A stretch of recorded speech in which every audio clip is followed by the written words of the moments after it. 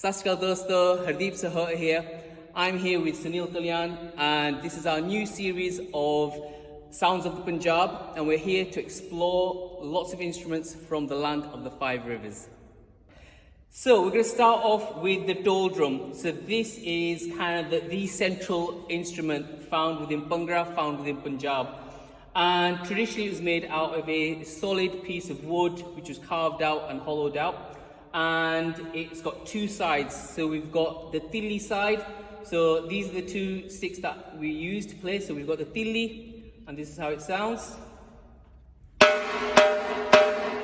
we've got the dugga, which is a rounded stick, and this is what it sounds on the bass side.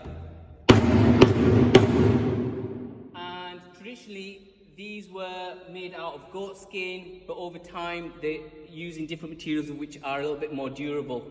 And basically, you'd find this instrument, especially around harvest festivals, where you see lots of people dancing to Bhangra and dancing to this Dhol drum. So Sunil's going to do a little demonstration for you, so take it away.